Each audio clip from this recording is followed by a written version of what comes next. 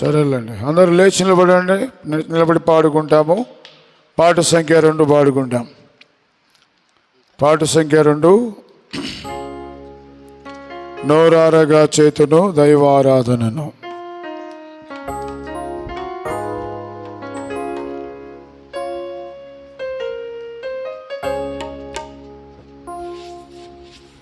నోరారగా చేతును దైవారాధనను, నోరారగా చేతును దైవారాధనను, ధారాళముగా పాడెదను స్తోత్ర గీతమును, ధారాళముగా పాడెదను స్తోత్ర గీతమును. హల్లెలూయా హల్లెలూయా హల్లెలూయా హల్లెలూయా హల్లెలూయా హల్లెలూయా హల్లెలూయా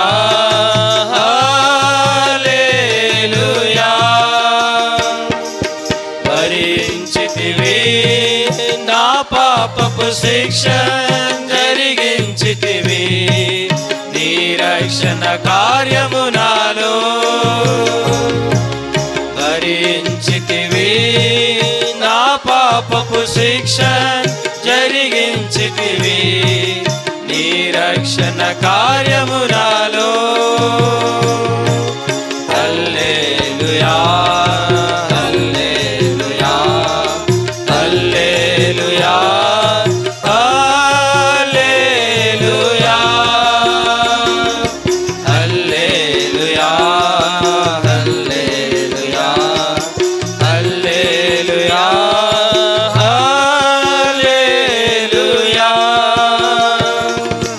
దయచేసితివి మోక్ష భాగ్యము నాకు క్రయమిచ్చితివి నా విమోచనకై.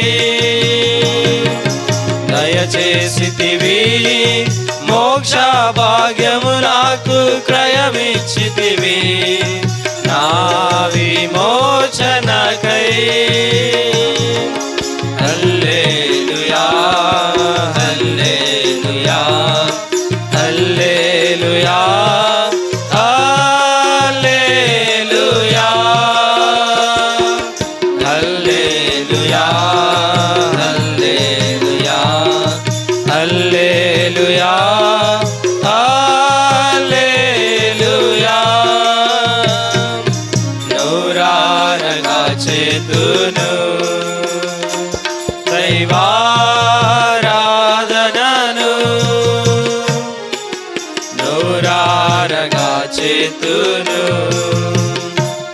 దైవారాధనను, ధారాళముగా పాడెదను స్తోత్ర గీతమును, ధారాళముగా పాడెదను స్తోత్ర గీతమును. హల్లెలూయా హల్లెలూయా హల్లెలూయా హల్లెలూయా హల్లెలూయా హల్లెలూయా హల్లెలూయా హల్లెలూయా.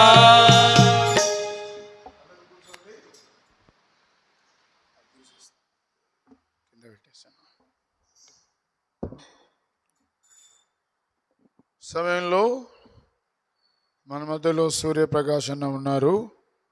కొన్ని నిమిషాలు సాక్ష్యం పంచుకుంటాడు, తర్వాత వాక్యం కూడా పంచుకుంటారు.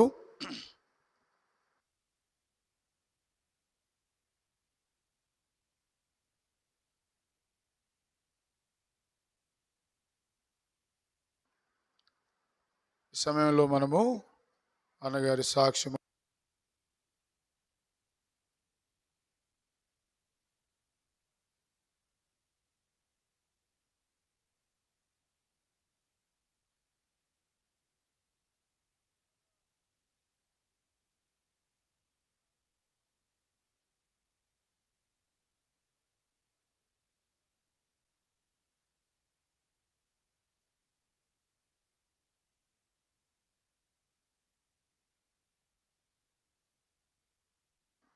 అందుకే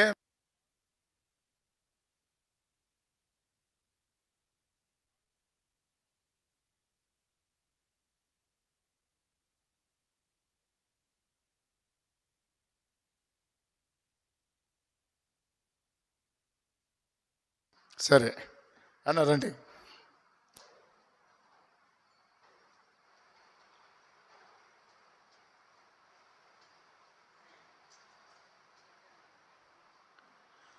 ప్రభునామంలో మీ అందరికీ వందనాలు.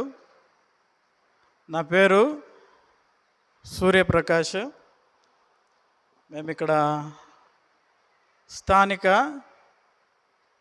బేతేల్ ప్రార్థనా మందిరం గుంతకల్లు బేర్షిబా బ్రాంచిగా ఉంటున్నటువంటి బేతేల్ ప్రార్థనా మందిరం మోదినాబాద్ దగ్గర ఉంటుంది. అక్కడ మరి స్థానికంగా ఉంటూ ఉన్నాం.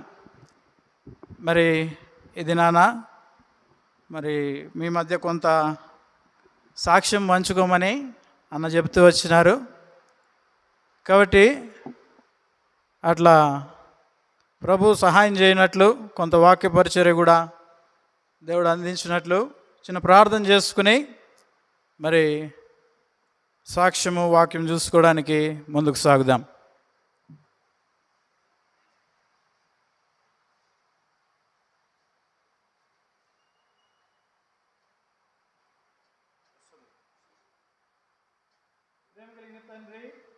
పరిశుద్ధమైనటువంటి దేవా, మహోన్నతుడువు, నా రక్షకుడువు, నా కొరకు శిలువ మ్రాను మీద ప్రాణం పెట్టిన ప్రేమామయుడువు, నన్ను మమ్మను ప్రేమించి ఇది యవనస్తుల కూడికలో నీ సన్నిధిలో మోకరిల్లుటకు ఇచ్చినటువంటి అవకాశానికై తరుణానికై మీకు వందనాలు చెల్లిస్తుంటున్నాను.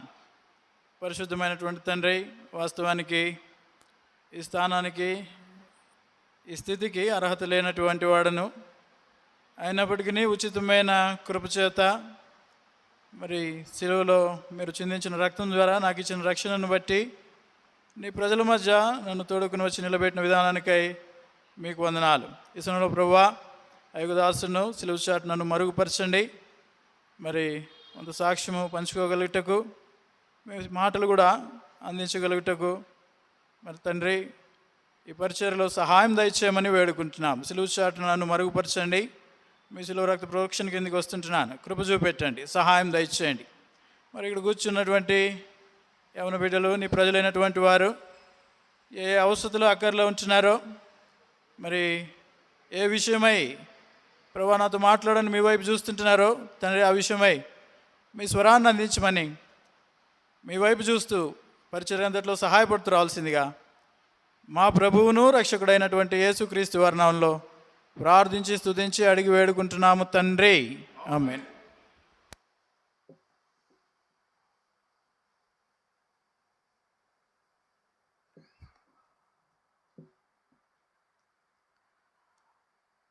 ఇందాకలా మీకు చెప్పినట్లుగానే మా మందిరము బేతేల్ ప్రార్థనా మందిరము మరి చిన్నప్పటి నుంచి ఒక క్రైస్తవ కుటుంబంలో, విశ్వాసుల కుటుంబంలో జన్మిస్తూ వచ్చాం. మా నాన్నగారి పేరు ప్రకాశం, మా అమ్మగారి పేరు ఎస్తేరమ్మ. అయితే అటువైపు మా నాన్నగారు మా అమ్మగారు ఇద్దరు కూడా పక్క విగ్రహారాధన కుటుంబపు బ్యాక్గ్రౌండ్లో నుంచి రక్షణ పొంది యేసు ప్రభువుని నమ్ముకున్నారు. మరి అంతకుముందు వారు మరి చాలా విగ్రహారాధన అన్నమాట. మా అమ్మ అయితే విజయవాడ ఆ టెంపుల్ ఉంటుంది కదా, అక్కడ తల మీద అవన్నీ పెట్టుకొని తెలంగాణలో లాగా మరి ఆ గుడికి అంత తిరిగి అంత ప్రదక్షిణలు అవి చేసేది.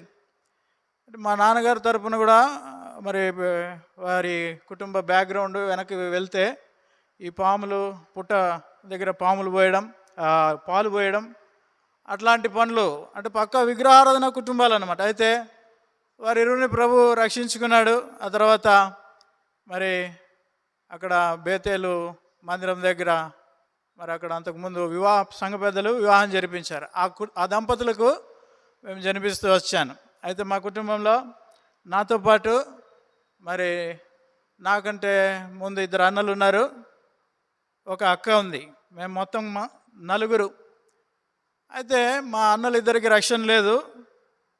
వారు రక్షణ అనుభవంలోనికి రాకుండానే మా తండ్రి గారు కన్నుమూస్తూ వచ్చారు. దానికి అనేక కారణాలు వారు చెప్తూ ఉంటారు. అయితే మా అక్క రక్షణ పొందింది, ప్రభువుని అంగీకరించింది. హైదరాబాద్ హెబ్రోన్లో ఆమె విశ్వాసిగా అక్కడ స్థానిక సంఘ సభ్యురాలుగా ఉంటా ఉంది. ఇక నా విషయానికి వస్తే, మరి మొదటి నుంచి ఫ్యామిలీ అంతా మందిరంలో పెరిగినటువంటి వాతావరణం. తండ్రి చూస్తే సంఘ పెద్ద, మరి ఎప్పుడు మందిరము షాపులు వేసేది. అంటే చిన్నప్పటి నుంచి ఇదే గ్రహింపు అనమాట. షాపులు వేసేది, తాళాలు, తబలాలు అవి రాకపోయినా ఏదో కొట్టడానికి ప్రయత్నం చేసేది, యాంప్లిఫైర్, మైకులు, ఇదే చిన్నప్పటి నుంచి. ఎక్కడన్నా మా నాన్న అప్పుడు మా చిన్న సంఘం కాబట్టి, చిన్న మందిరం కాబట్టి, ఒకడే సువార్తకు పోయేవాడు, ఒకడే మైక్ మెగాఫోన్ పట్టుకుని ఒకడే పోయేవాడు. ఆ బ్యాటరీ బరువు అయింది, దాన్ని సైకిల్కి కట్టుకుని నేను ఒకరిని సైకిల్ పట్టుకుని పోతే ఆయన వాక్యం చెప్పేది, సైకిల్ స్టాండ్ కొట్టి ఆడ పత్రికలు పంచుకుని వచ్చేది. ఆ అనుభవం ఉండేది. అయితే ఇది నా జీవితం ఇట్లా ఉంటుండే. అందులోనే ఊహ తెలుస్తూ వచ్చింది. చిన్నతనం నుంచి ఇట్లా పెరుగుతూ వచ్చిన మందిరము, దేవుని పరిచర్యలు, దేవుని బిడ్డలు, సహవాసము, సండే స్కూలు, ఈ విధమైనటువంటి జీవితం ఇది బయటికి కనిపించేది. ఎప్పుడైతే ఊహ తెలిసిందో మెల్లిగా కాలేజు, ఫ్రెండ్స్, స్నేహము, మరి అందరిలాగా మరి నేను కూడా చిన్నగా లోకానికి బానిస అవుతూ వచ్చిన. మరి అదే ఎక్కువగా నాకు 9 మంది బ్యాచ్ ఉండేవాళ్ళు. మరి మేము 9 మంది కూడా ఎప్పుడు ఎక్కువగా సినిమాలు, మరి క్లాసులు ఎగరగొట్టి మరి అట్లా లోకంలో ఫ్రెండ్స్తో కలిసిపోయేదన్నమాట. మరి ఈ స్టేజ్ల మీద పర్ఫార్మెన్స్, ఆ డ్యాన్స్ గ్రూపుల్లో జాయిన్ అయిపోయి మరి అట్లాగా బయట లోకంలో వేరే విధంగా ఉండేది. తిరిగి మందిరానికి వస్తే మా నాన్న భయంతో, మా అమ్మ భయంతో మరి చాలా జాగ్రత్తగా, అసలు వాళ్ళకి తెలిసేది కాదు. నేను రాత్రి 12 గంటలకి ఇంటికి వచ్చేది. మరి అనంతపురంకి పోయి సినిమా చూడాలి, అక్కడ డిటిఎస్ బాగుంటుంది అనేసి ఆ పిచ్చి అనమాట ఫ్రెండ్స్తో. మరి ఇక్కడ తెల్లారితే మందిరంలో ఉండేది. ఇంట్లో తల్లిదండ్రులకు తెలిసేది కదా. రాత్రి 12 గంటలకి వచ్చి ఫ్రెండ్స్తో స్పెషల్ క్లాసు చదువుకుంటున్నానని చెప్పి ఇట్లా అబద్ధాలు చెప్పేదన్నమాట. అయితే ఎక్కడా కూడా మా నాన్నకు చెడ్డ పేరు తేకూడదు. ఎందుకంటే మా అన్నలు ఇద్దరికి రక్షణ లేదు. వారు కొంత లోకంలో, కొంతేం కాదు పూర్తిగానే లోకంలో ఉండిపోయినారు. అది ఎంతో అవమానకరంగా ఉండేది మా నాయనకి. అది చూసి బాధపడి నేను మరి ఆయనకు అట్లా చెడ్డ పేరు తేవడం ఇష్టం లేక కొంత డ్రామా చేసేవాడిని అనమాట. ఇంట్లో రకంగా, బయట రకంగా. కాబట్టి అయితే నేను ఈ 2 విధాలుగా ఉన్నాను. బాగా అల్లరి చేసేవాడిని. మందిరంలో పుట్టి పెరిగినాను కాబట్టి మందిరం అంటే మంచినీళ్ళు తాగినట్లే అల్లరి ఎక్కువ. మందిరంలో కూడా అల్లరే. ఎంత అల్లరి అంటే మరి ఇక్కడ మన బోయేజన్న ఉండేవాడు, బోయేజన్న, స్టాన్లీ, మేమంతా ఒక గ్రూప్ అనమాట. సామేలు, సంగీతరావు అన్న పెద్ద కొడుకు, ఈ పరిమళ కుమారు, మాదంతా ఒక బ్యాచ్. వీళ్ళకి తెలుసు నేను బాగా. ఎంత అల్లరి అంటే మందిరంలో ఒక్కొక్క విషయం చెప్తాను, సమయం తక్కువ ఉంది కాబట్టి. హెబ్రోన్కి యూత్ క్యాంపుకి పోయేది. ఏషావంకులు మన బేర్షబా సంఘ పెద్ద ఎట్లా అట్లా నన్ను పట్టుకుని ట్రైన్ ఎక్కించేవాడు. నువ్వు పోరా అని చెప్పి స్టాన్లీ అన్న, సామేల్ అన్న వాళ్ళిద్దరు బర్తుల్లోనే పండుకుని, సామేల్ అన్నకి బర్త్ ఉంటే దాంట్లోనే పండుకు రిజర్వేషన్ అని పోదలుచుకోలేదు. అయితే మా నాన్న ఏషావంకులు బలవంత పెట్టి నన్ను పంపించేవారు. ఎంత అల్లరంటే అక్కడ కూడా మందిరంలో కూడా అప్పుడు హెర్మోన్లో బాగా గుంజలకు లైట్లు కట్టేవారు. అంతా ఇప్పుడులా కాదు, అప్పుడంతా ఏమిటివి టెంట్లు వేసేవాళ్ళు. అయితే రాత్రి పడుకునేటప్పుడు మధ్య మధ్యలో ఉన్న గుంజలకు చుట్టూ బార్ లైట్లు ఉండేవి. నేనేం చేసేవాడినంటే మరి పెద్దవాళ్ళు అందరూ పండుకుంటే అక్కడ కూడా అల్లరే. అందరు నిద్రపోతూ ఉంటే పాపం ఆ లాస్ట్లో ఉండేవాడు వాచ్ నైట్ సర్వీస్లో బ్రదర్సు, ఈ లైట్లు ఆఫ్ చేసినట్టు ఆన్ చేసేది, గమ్మన్నాడు మోకరించట్టు అట్లా ఉండేదన్నమాట. అందరూ చూసి అల్లరి, ఏం రా ఇట్లా అల్లరి అని మన అన్నోళ్ళకి అందరికీ తెలుసు. తర్వాత భోజనాల దగ్గర కూర్చున్నప్పుడు కూడా సమయానికి పోకుండా అందరూ కూర్చున్న తర్వాత భోజనాలకు పోయేది. అరే భోజనానికి ప్లేస్ లేదే అని చెప్పి ఎంత అల్లరి అంటే భయం, అంటే దేవుని భయం లేకుండా జీవిస్తున్నానని చెప్పడానికి మీకు ఒక ఉదాహరణ చెప్తున్నాడు. ఆ భోజనాలు మొత్తము హెబ్రోను అంతా నిండిపోయేది. ఈ బోయాజ్ అన్న కూడా మన బేర్షిబాలు అయినంత కూర్చునే వాళ్ళు. నేనేం చేయాలో అర్థం కాక చక్కగా ఆఫీస్ రూమ్లోకి పోయేది. బ్రదర్ బోయాజ్ అన్న మీ ఇంట్లో వాళ్ళు మీ కొరకు వచ్చినారు ఆఫీస్ రూమ్లో కలిసి ఉండనేది. ఆ లెటర్ ఇచ్చి వచ్చేది ఆఫీస్ రూమ్లో. మరి అక్కడ జెన్యున్గా అనౌన్స్ చేసేవారు మైక్లో. ఈ బోయాజ్ అన్న లేచిపోతేనే మన ఆ ప్లేస్లో నేను కూర్చునేది. అన్న వచ్చే లోపల భోజనాలు కాస్తా అయిపోయి వంట రూమ్లోకి పోయి తినిపోన్నా అనేది మళ్ళీ. కాబట్టి ఒక భయము భక్తి లేని క్రైస్తవ జీవితం, అల్లరితో కూడినటువంటి జీవితం. ఇంకా చాలా ఉన్నాయి చెప్పుకోవాలంటే, ప్రభు అవకాశం ఇస్తే ఇంకెప్పుడన్నా చెప్తా. ఇటువంటి పరిస్థితుల్లో మరి ఈ విధంగా హెబ్రోన్ మీటింగ్లోకి పోతూ ఉన్నప్పుడు మరి ఒకసారి ప్రభు నాతో మాట్లాడుతూ వచ్చినాడు. ప్రకటన గ్రంథము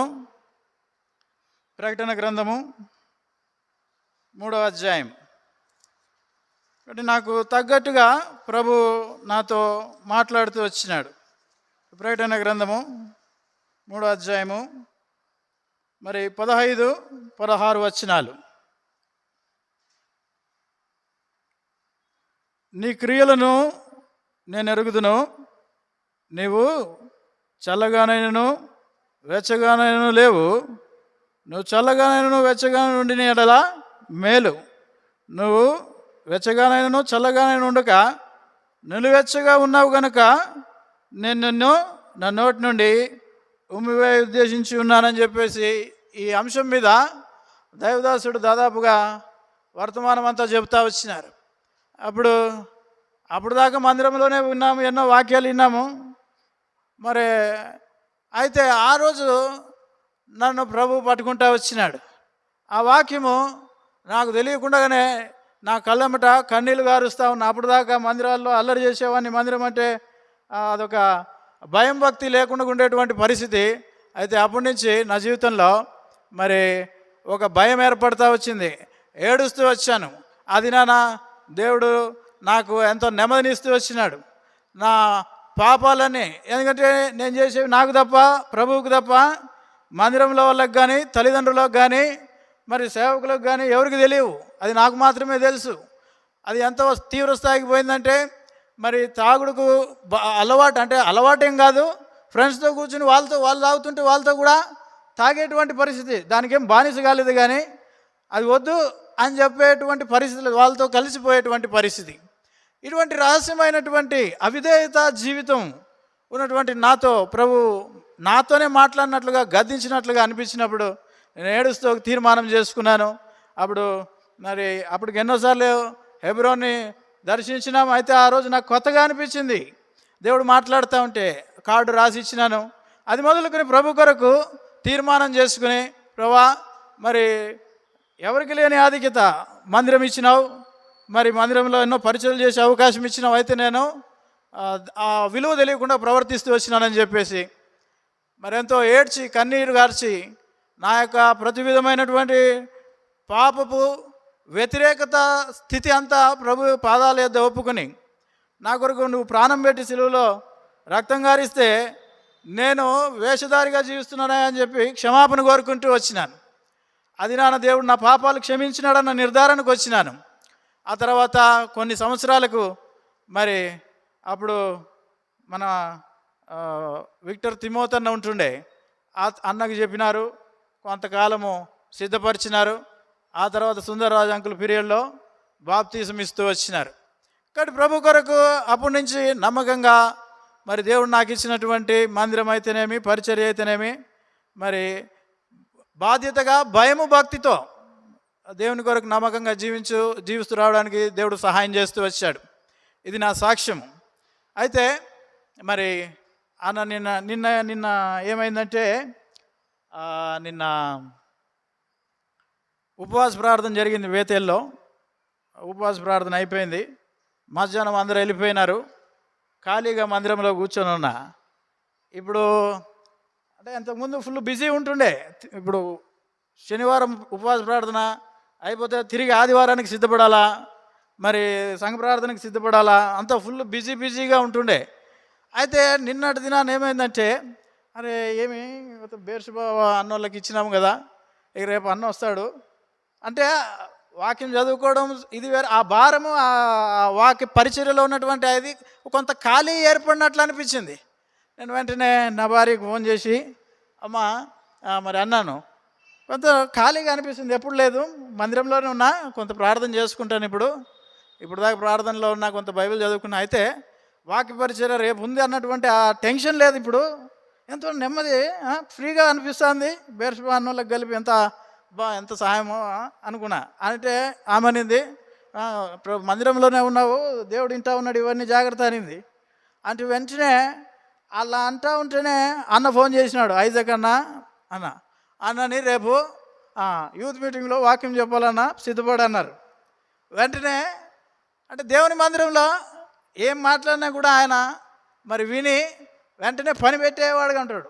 నేను ఎప్పుడైతే తీర్మానం చేసుకున్నానో ఆ రోజు నుంచి ఈ రోజు వరకు మరి సండే స్కూల్ పరిచర్య కానీ, యవనస్తుల పరిచర్య కానీ, సువార్త పరిచర్య కానీ, ఏ పరిచర్య కూడా వదలకుండగా మందిరం పనులు, మందిరం అంటే అదొక పిచ్చి ప్రాణం ఉన్నట్లు అన్నమాట. అంతగా మందిరం కొరకు, మందిరం పరిచర్యలో ఏ రోజు వృధా చేయకుండా డ్యూటీ తర్వాత మందిరం, ఈ రెండే నా జీవితంలో.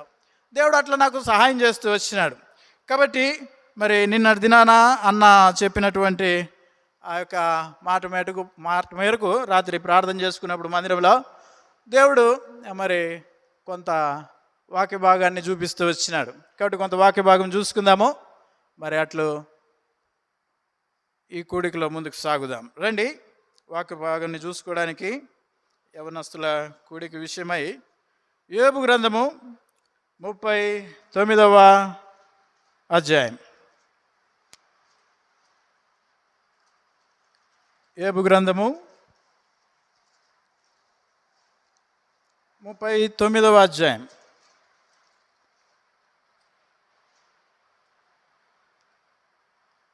పదమూడవ వచనం నుంచి 18వ వచనం వరకు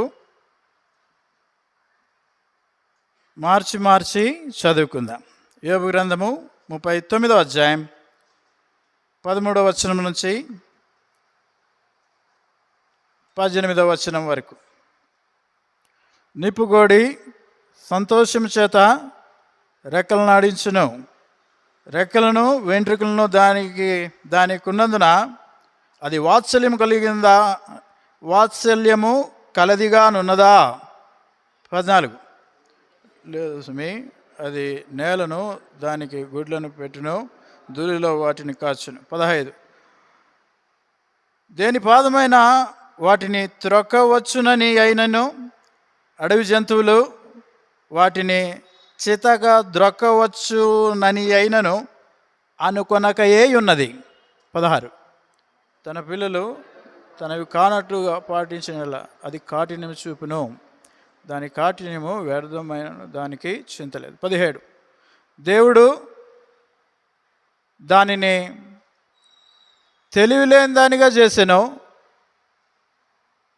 ఆయన దానికి వివేచన శక్తి అనుగ్రహించి ఉండలేదు. 18. అందరం కలిసి చదువుకుందాం. అది లేచినప్పుడు గుర్రమును దాని రౌతును తిరస్కరించును. ప్రభు వాక్య భాగమును దీవించి ఆశీర్వదించి మన మధ్యకు ఆత్మీయ ఆహారంగా ఇది నాన్న ఈ సమయాన్న సహాయం చేయను గాక.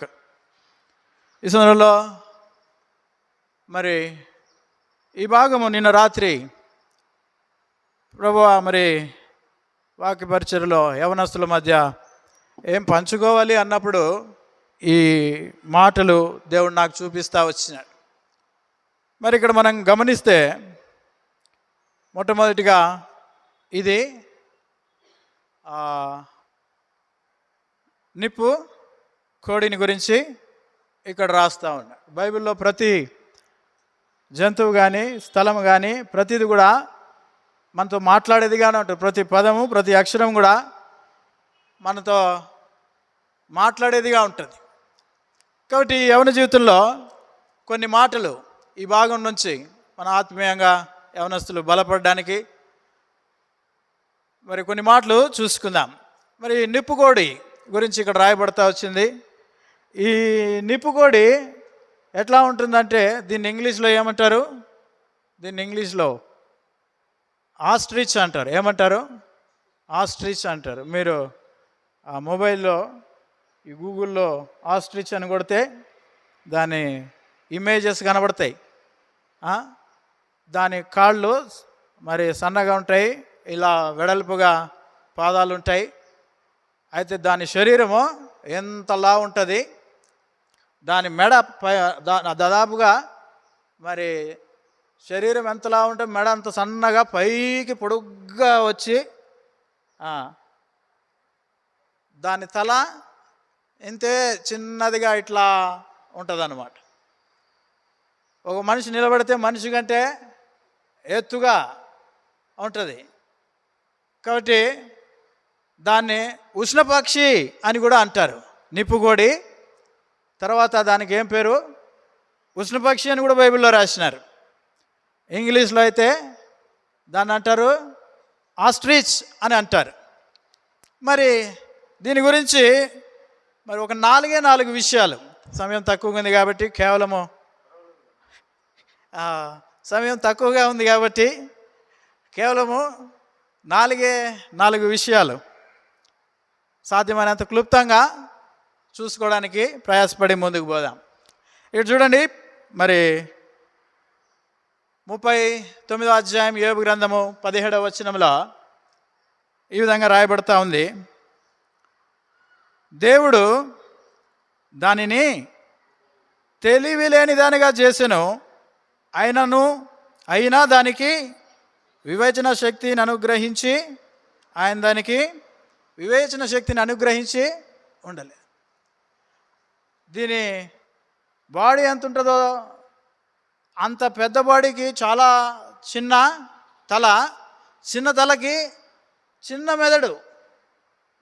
బైబిల్లో ఈ వచనంలో రాయబడింది దానికి ఏమి లేదంట, దానికి ఏమి లేదన్నాడు, తెలివి లేదు అని అంటా ఉన్నాడు. అది ఏం పక్షి? అది తెలివి లేని పక్షి. యవనస్తులుగా ఈ పక్షి మనతో మాట్లాడదలుచుకుంటుంది.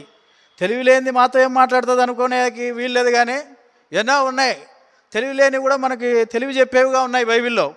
ఈ తెలివి లేని పక్షి ఈరోజు వేర్స్వేలాకి వచ్చి మనతో మాట్లాడాలనుకుంటా ఉంది. కాబట్టి మరి దీన్ని తెలివి ఎట్లాంటిదంటే, దీనికి ఎంత నాలెడ్జ్ ఉందంటే, ఇది ఏదైనా విపత్తు దాని మీదకి వచ్చినప్పుడు, దీన్ని ఎందుకు తెలివిలేనిదిగా అంటారంటే, ఏదైనా విపత్తు దాని మీదకి వచ్చి ఏదన్నా ప్రమాదం దానికి సంభవించినప్పుడు అదేం చేస్తుందంటే పరిగెత్తుకుంటా పోయి ఆ ఇసుకంతా అట్లా ఇట్లా లోడి దాంట్లో తలకాయ పెట్టేసి, చిన్నదే కదా తలకాయ, ఆ ఇసుక ఎక్కువ ఎడారి ప్రాంతాలు ఇసుక ప్రాంతాల్లో ఉంటుంది, ఆ ఉష్ణ ప్రాంతాల్లో ఉంటుంది. ఆ ఇసుకలో దాని తల పెట్టేసి 2 కాళ్ళతో అట్లా ఆ ఇసుక వేసుకుని ఇప్పుడు అనుకుంటుంది అది, ఇక నేను సేఫ్, నాకు ఏ సమస్య లేదు, ఏ ప్రాబ్లము లేదు, అమ్మయ్య బతికిపోయినాను అనుకుంటా ఉంటుంది. అయితే ఇటువంటి తెలివిలేని ఈ నిప్పుకోడి, ఆస్ట్రిచ్ లేకపోతే నిప్పుకోడి ఉష్ణపక్షి మనతో మాట్లాడుతూ ఉంటున్నది. ఓ యవనుడా, మరి పెద్ద పెద్ద విషయాల్లో మన శరీరము లోకంలో బయటపెట్టి, శరీరాన్నేమో యవనేచ్ఛలకు, శరీరాన్ని లోకాశలకు శరీరం అంతా బయటపెట్టి కొన్నిసార్లు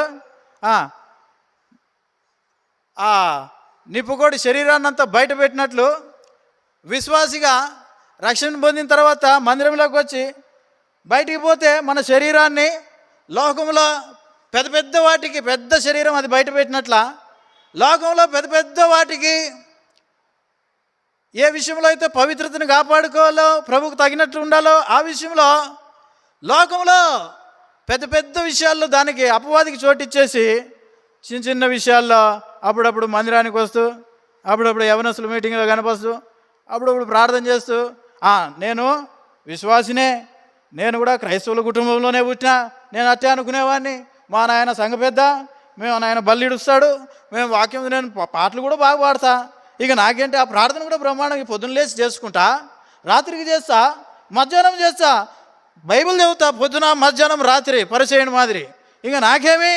అనేక మంది విశ్వాసులు దేవుని ఇంట్లోనే ఉంటూ చాలాసార్లు మరి ఈ విధంగా పెద్ద పెద్ద విషయాలేమో అపవాదికి చోటిచ్చింటాం, లోకంలో శరీరానికి అవకాశం ఇచ్చేసి చిన్న చిన్న విషయాల్లో దేవుని దగ్గర నిలబడి యవనస్తుడా అనుకుంటా ఉంటాడు కదా, ఇప్పుడు దేవుడు పక్షాన్ని నేను నిలవన్నాడు. కాబట్టి ఈ ఆస్ట్రిచ్ తెలివిలేని పక్షి మనతో మాట్లాడుతూ ఉంటుంది. ఒక యవనస్తుడు వెనకల ఏమంటున్నాడు, రాసుకున్నాడు. ఏం రాసుకున్నాడు అంటే రాసుకునేది వాడికి ఫోన్ చేసినప్పుడు మా మందిరానికి వచ్చేవాడు, బాప్తిజం తీసుకున్నాడు, ఇప్పుడు ఉన్నటువంటి మందిరం మానేసినాడు, రావట్లా. వాడికి ఫోన్ చేస్తే వాడు రింగ్ టోన్ వస్తుంది, no turning back, no turning back. ఏమది, నీకు తిరిగేదే లేదంటున్నాడు, వెనక్కి తిరగాను నేనని. సరే తమ్ముడా, మందిరానికి రావడంలా బాప్తిజం తీసుకున్నావు, మరి ఇప్పుడు మందిరానికి రాకపోతే ఎట్లా అని అడిగినప్పుడు మన డేవిడ్ అన్నని తీసుకుపోయినా, డేవిడ్ అన్న కొద్దిగా మాట్లాడు, 2 మాటలు చెప్పు, వీనికి లోకంలో కలిసిపోతున్నాడు, ఎట్లా అని బాధ్యత.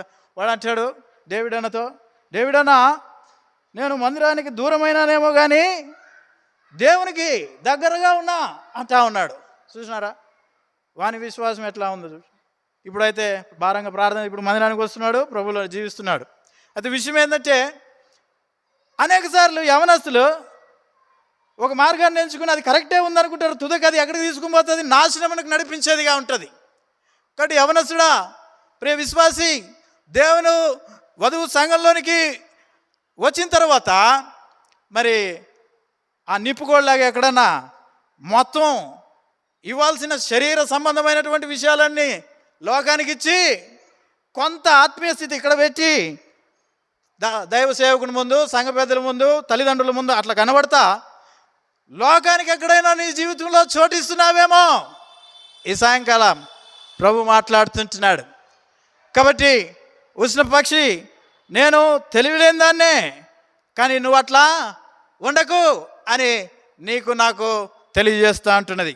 మరి మనం చూసినట్లయితే మరి జనరేషన్స్, కోరాహు కుమారుల విషయంలో మనం చూస్తే 134వ కీర్తనలో అక్కడ కొన్ని పక్షులు మనకు కనబడతాయి. సైన్యములకు అధిపతి యెహోవా ఏమంటాడు, నా రాజా, నా దేవా, నీ బలిపీఠం వద్దనే పిచుకులకు నివాసం, వానకోవిలకు ఏం దొరికిందంట, స్థలము దొరికినట్టాడు. కోరాహు కుమారులు ఆ యొక్క కీర్తనలు దాదాపు 12 కీర్తనలు రాసినారు. తండ్రి ఏమో సరైన విధానంలో లేడు, అయితే కొడుకులు దేవుని కీర్తించేవారుగా ఉంటున్నారు. ఇక్కడ మనం గమనిస్తే దానికి భిన్నంగా ఈనాడు సంఘాల్లో తండ్రులేమో పరిచర్యలో ఉంటారు, వాక్య పరిచర్యలో ఉంటారు, మరి బాధ్యత కలిగిన సహోదరులుగా ఉంటారు. కానీ యవనస్తులు, వారి పిల్లలు మరి ఎట్లా ఉంటుంది, తండ్రి వాక్యం చెప్తున్నాడు అంటే కొడుకు పోయి బల్ల ఇరిచి అందించే విధంగా ఉండాల. మా నాన్న బతుకున్న దినాల్లో ఆయన బల్ల ఇరిచినప్పుడు నేను పంచేయకపోయి ఎంత ఆనందంగా ఉండేది. నేను ఆరాధన వర్తమానం చెప్తే ఆయన బలవర్తమానం చెప్పేవాడు, ఎంతో సంతోషం అనిపించేది. కాబట్టి ప్రియ సహోదరుడా, సహోదరి, ఆ తండ్రులేమో ఈ దినాల్లో మందిరంలో మరి బాధ్యత కలిగిన వారిగా పెద్ద పెద్ద స్థానాల్లో ఉంటే, యవనస్తులు బిడ్డలు మాత్రము వారి యొక్క స్థాయిని గౌరవించి వారి కొరకు మరి వారికి చెడ్డ పేరు తీసుకుని రాకూడదు అన్నటువంటి బాధ్యత లేని వారుగా చాలామంది యవనస్తులు ఈ దినాల్లో మందిరాల్లో ఉంటున్నారు. కాబట్టి ఈ సాయంకాలం వేళ జ్ఞాపకం చేసుకోవాల్సిన విషయం ఏంటంటే, తల్లిదండ్రులు నువ్వు దీర్ఘాయుష్మంతుడు అగినట్లు నీ తల్లిని తండ్రిని సన్మానించడం అంటే దండేసి శాలువా కప్పేది కాదు. ఏం చేయాలా, వాళ్ళు చెప్పిన మాట చిన్న మాటలే వినవు, చిన్న మాటలే వినము. రే అడిగిపోవద్దంటే ఏం కాదు డాడీ, ఏమవుతుంది, రే ఆ ఫోన్ పక్కన ఏం కాదు డాడీ, ఉండు డాడీ, ఏంది డాడీ,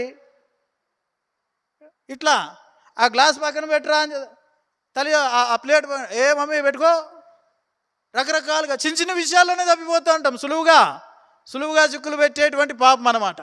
కాబట్టి దీర్ఘాయుష్ అంటే నిత్య జీవము, శరీర సంబంధమైనటువంటి జీవితం కాదు. నిత్య జీవంలో ఉండాలంటే, వధు సంఘంలో నువ్వు శాశ్వతంగా ప్రభుతో ఉండాలంటే నా జీవితంలో ఏముండాలా? ప్రియ సహోదరుడా, సహోదరి, మరి ఈ నిప్పుకోడి ఏ విధంగా తెలివి తక్కువ దానిలాగా ఉందో అట్లా లేకుండా తల్లిదండ్రులు, మందిరము, సంఘము, కుటుంబాలు, సమాజం పట్ల బాధ్యత కలిగి రెస్పాన్సిబిలిటీతో చక్కని సాక్ష్యం కలిగిన వ్యక్తిగా ఉండాలి. తెలివిలేని నిప్పుకోడి అంటారు. కొంతమంది మందిరంలోనే ఉంటాం, ఎందుకంటే నేను పుట్టి పెరిగిందంటే మందిరంలోనే, కాబట్టి మందిరంలోనే అంత వాక్యం బాబా ఏం చెప్పినాడు అంత బాగానే ఉంటుంది. అడిగి పక్కన పోతే ఆ బ్రదర్ గసురుతాడు ఏదో విషయంలో. ఏం నన్ను గసురుతావు, ఇనిందంతా ఏడిపోయిందో నాకు అర్థం కాదు. అందుకే ఉష్ణపక్షి నిప్పు కూడా యవనస్తులకి అందరికంటే స్పీడ్గా వస్తుంది. ఏంది అది? టెలిగ్రామ్ కంటే స్పీడ్గా వస్తుంది కోపము. వెంటనే నొచ్చుకునేది, పనులు మానేసేది, ఆ మైక్ పెట్టరు, ఆ హారన్లు, రకరకాలుగా. ఇంక ఒకటి కాదులే, ఇవన్నీ చూసి చూసి ఎన్నో అంటే తెలివి తక్కువ విధానంలో. ఒకవేళ నీ నా ఆత్మీయ స్థితి కూడా ఈ సాయంత్రం వేళ ఇట్లే కనుకుంటే ఓ బేతేల్ ఆశ్రీచ్ అనాలి మనల్ని, ఓ బేర్షబా ఆశ్రీచ్ అనాలా. కాబట్టి అట్లాంటి పేరు మనకొద్దు. ఓ తెలివిలేని నిప్పుకోడి, తెలివిలేని విశ్వాసి యవనుడా అని అనిపించుకునే పరిస్థితి మనకొద్దు. కాబట్టి ప్రియ సహోదరుడా సహోదరి, ఈ నిప్పుకోడి యవనస్తులతో మాట్లాడుతూ ఉంది. కానీ రండి రెండో విషయం చూసుకుందాం. మరి ఇదే ఏబు గ్రంథము 39వ అధ్యాయం 13వ వచనం. త్వరగా ముగించుకుందాం, రెండవ అంశానికి వెళ్ళిపోదాం. చూడండి, ఏబు గ్రంథము 39:13.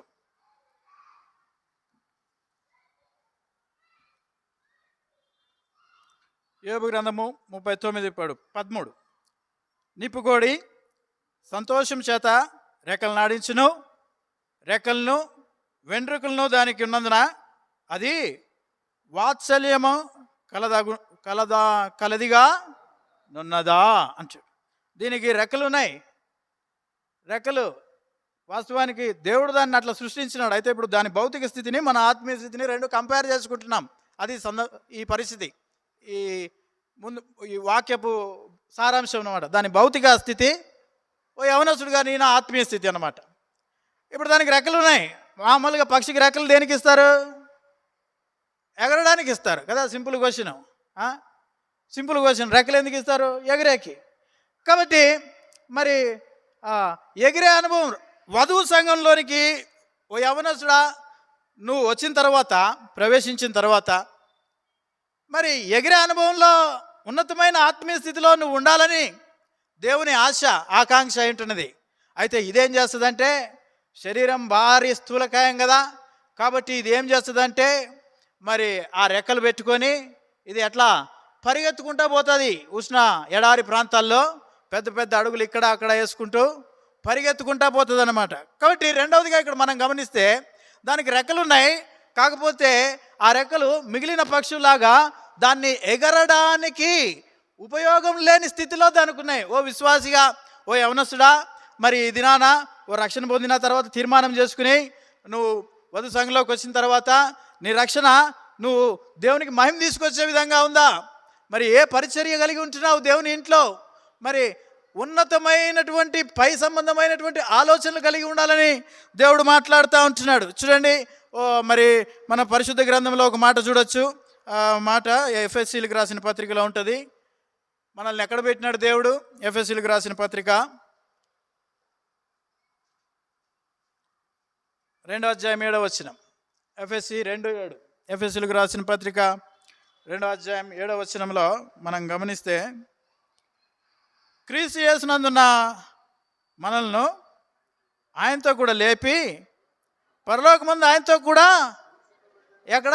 భూమి మీద కాదు, పరలోకమందు ఆ స్థానంలో నీ ఆత్మీయ స్థితి, నా ఆత్మీయ స్థితి ఆయన కూర్చోబెట్టి ఆ విధానంలో ఉండాలని నీ కొరకు నా కొరకు భూమి మీదకి వచ్చి రక్తం చిందించి ప్రాణం పెడితే యవనస్తుడా అనేక సార్లు ఎక్కడ చూస్తూ ఉంటుంది? ఆస్తిచ్ శరీరం మాదిరి మన శరీరము భూ సంబంధమైన, క్రింది సంబంధమైన, మరి కింద చూపులు, కింద తలంపులు, కింద ఆలోచనలు, ఆత్మ సంబంధమైనటువంటి విషయాలను పక్కన పెట్టి, మరి దైవ సంబంధమైన విషయాలను పక్కన పెట్టి లోక సంబంధమైన విషయాలను చూసే వారంగా ఉంటాం. చూసినట్లయితే కొలస్సీలకు రాసిన పత్రికలో ఒక మాట ఉంటుంది.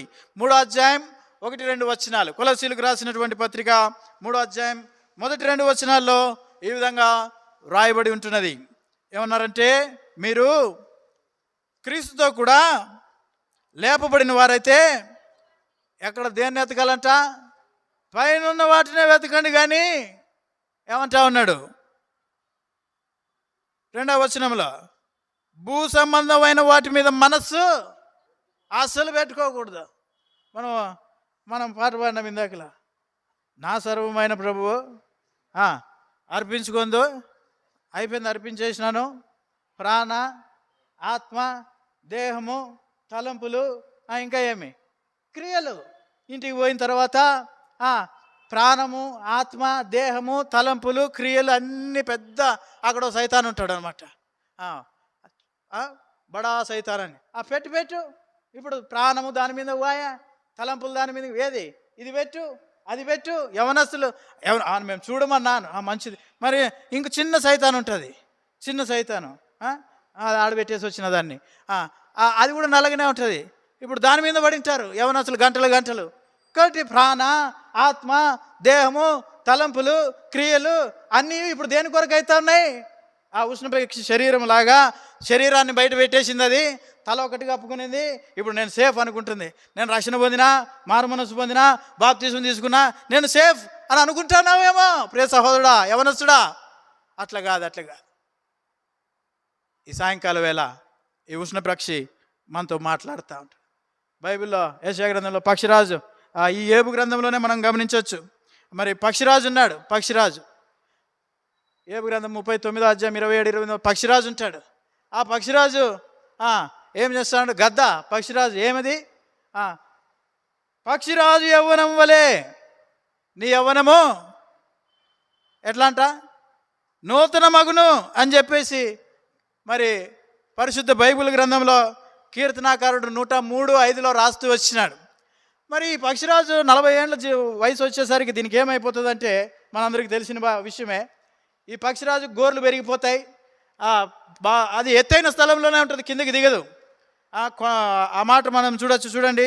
ఏబు గ్రంథము 39 అధ్యాయం 27-28. ఏబు గ్రంథము 39 అధ్యాయం 27-28లో మనం చూడొచ్చు. పక్షిరాజు నీ ఆజ్ఞకు లోబడి ఆకాశ వీధికి ఎక్కున తన గూడు ఎత్తైన చోటును కట్టుకున్న 28 అది రాతి కొండ మీద నివసించును, కొండపేట మీద ఎవరును ఎక్కజాలని ఎత్తు చోటును గూడు కట్టుకొనును. అయితే ఈ పక్షిరాజు ముసలిది అయిపోయినప్పుడు దాని గోరు లొంగిపోతాయి, దాని ముక్కు వంగిపోతుంది. ఇప్పుడు దానికి తినేక ఆహారం ఉండదు, ఆ గోర్లన్నీ దీన్ని పట్టుకునే సత్తు ఉండదు. ఇటువంటి టైంలో అదేం చేస్తుందంటే ఆ ఎత్తైన కొండ ప్రాంతం మీదకి ఉంటుంది కాబట్టి ఆ రాళ్ళ మధ్య ఉండిపోయి దానికి 40 ఏళ్ళ వయసు వచ్చేటప్పటికి ఇక సావే శరణ్యం అన్నప్పుడు ఇప్పుడు అదేం చేస్తుందంట, పోయి ఆ గోర్లన్నీ గీక్కుంటుంది అనమాట. ఆ ముక్కు గోకేస్తుంది, రక్తం కారుతూ ఉంటుంది. ఆ బండకేసి గోకుతూ ఉంటుంది. గోకి రక్తం కారుతూ ఉన్నప్పుడు ఆ గోర్లన్నీ గీక్కుని పెరుక్కుని ఆ రక్తం వచ్చినప్పుడు అది తిండి తిప్పలేక నిశ్చేష్టురాలే అక్కడ పడి ఉంటుంది కొన్ని దినాలు. అయితే ఆ తర్వాత మెల్లిగా దానికి నూతనమైనటువంటి ముక్కు, నూతనంగా గోర్లు, ఆ బలము, ఆ శరీర సిద్ధాంతరీత్యా దానికి వస్తూ ఉంటాయి. వచ్చిన తర్వాత ఇప్పుడు అది వేటకు పోతుంది. చక్కగా ఆ రెక్కలు కూడా పీక్కుని ఈకలన్నీ పీకేసి కొత్త ఈకలు వచ్చింటాయి. ఇప్పుడు చక్కగా పోయి అందుకే అంటాడు చక్కగా పోయి ఇప్పుడు వేట చేస్తూ ఉంటుంది. చక్కగా భుజించి బలం పొందుకుని మునుపటి యవ్వనం తెచ్చుకుంటుంది. అందుకే అన్నాడు పక్షిరాజు యవ్వనం వలె నీ యవ్వనము. ఓ యవ్వనస్తుడా, ఈ ఈ ఈ సాయంకాల వేళ మరి ఈ యొక్క ఉష్ణపక్షి మనకు తెలియజేసేది ఏంటంటే అది ఎగరలేదు. పక్షిరాజును చూస్తే అది ఎగిరేదిగా, ఉన్నతమైన స్థితి కలిగిందిగా ఉంటుంది. ఒకవైపు లోకము, ఒకవైపు దేవుడు. ఈ రెండింటి మధ్య నువ్వు ఆత్మీయ తలంపుల్లో దేవుని పక్షాన్ని నిలబడుతున్నావా, పై వాటినే వెతుకుతున్నావా, లేక భూ సంబంధమైనటువంటి వాటి మీద తలంపులు, ఆలోచనలు, క్రియలు, మనస్సు సమస్తమును ఇక్కడ కేంద్రీకరించి దేవుణ్ణి బాధ పెట్టేవాడిగా ఉంటున్నావా? యవన సహోదరుడా, ఈ సాయంకాల వేళ మనము మరి మన ఆత్మీయ స్థితిని వాక్యపు వెలుగులో సరిపోల్చుకుని ఒకవేళ ఉష్ణపక్షిలాగా శరీర కార్యాలు, శరీర సంబంధమైన విషయాలు ఏవైనా ఉంటే చక్కని తీర్మానం చేసుకుందాం. ప్రభు కొరకు యవన బలాన్ని అర్పిస్తూ ఉన్నతమైన తలాంతులు కలిగి ప్రభు కొరకు జీవించేవారిగా ముందుకు సాగుదాం. ఇదే ఏబు గ్రంథము 39 అధ్యాయం 14వ వచనం. ఇప్పుడు ఎన్ని విషయాలు చూసుకున్నాము? 2 విషయాలు చూసుకున్నాం. మొట్టమొదటిది ఏంటది? మొట్టమొదటి చెప్పాలి మీరు. ఇంకా 2 చెప్పాలంటే ఇంకా 10 నిమిషాలు ఉంది. కాబట్టి ఫస్ట్ది ఏం చెప్పినాం? అన్న పర్లేదు అన్నాడు కాబట్టి ఇంకో 10 నిమిషాలు కలుపుకుందాం. ఫస్ట్ది ఏందమ్మా సిస్టర్ అన్న? ఫస్ట్ది ఏంది? అంత నువ్వే చెప్పుకో, మేము వినిపోతామంటే కాదు. కొంత మీరు కూడా అట్లా పెట్రోల్ పోసినట్లా కొద్ది ఇంధనం అందిస్తూ ఉండాలన్నమాట. మొట్టమొదటిది ఏంది? తెలివిలేంది ఈ నిప్పుకోడి, ఉష్ణపక్షి, దీనికి తెలివి లేదు. రెండవది ఏంది? దానికి రెక్కలు ఉన్నాయి, కానీ ఆ రెక్కలు దానికి రెక్కలున్నా దేనికి ఆ రెక్కల్ని వాడాలో కూడా దానికి తెలియని భౌతిక కాయము శరీర సంబంధంగా ఉండిపోయింది. ఎగరలేని దేవుడే పెట్టినాడు దాన్ని. అయితే దాని భౌతిక స్థితిని మన ఆత్మీయ స్థితితో సరిపోల్చుకుంటున్నాం. అయితే దానికి అర్థం కావట్లే ఆ రెక్కలతో ఎట్లా ఎదగాలని. అయితే ప్రియ సోదరుడా, రక్షింపబడి వధువు సంఘంలోకి వచ్చిన తర్వాత దేవుడు నీకు ఇచ్చిన తలాంతులు, నువ్వు పాట పాడేకొస్తే పాట పాడచ్చు చక్కగా. అన్న అడుగుతాడు 3 సార్లు 4 సార్లు అడిగినా ఎవరు చెప్పడంలా. ఆ తలాంతులు కలిగి ఉండాలా, ఇచ్చినాడు ఆసక్తి కలిగి ఉండాలా. నీకు పాట పాడేకొస్తే పాట పాడు, ఆడే కూర్చుని పాడు. ఈడే నిలబడి పాడాల్సిన అవసరంలే, ఇంట్లో పాడచ్చు, ఏదో ఒకటి చేయొచ్చు.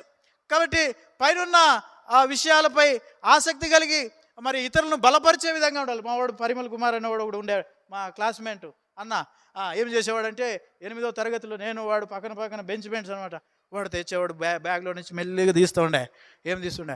పై నుండి సహాయం అని కలర్ బుక్ ఒకటి చూపిస్తుండే నాకు. రే శంషాన్పల్లికి సువార్తకు పోతున్నాము, నువ్వు కూడా రా, ఈ బుక్కులు వస్తాయి, 4 బుక్కులు నువ్వు కూడా జోబులో పెట్టుకుని మీ చర్చికి తీసుకుపోవచ్చు అని చెప్పేవాడు. మా మందిరంలో ఉండేవి కాదు. నేను కూడా పంచాలా ఎట్లయినా అని చెప్పి ఏదో రకంగా మరి ఇతరులను బలపరిచేది. వాడు 8వ క్లాసులోనే అట్లా నన్ను వాళ్ళని, ఆ ప్రిస్కిల్లా ఉండే సంగీతరావు కూతురు అమ్మాయి, మేమంతా ఒక క్లాస్మేట్స్.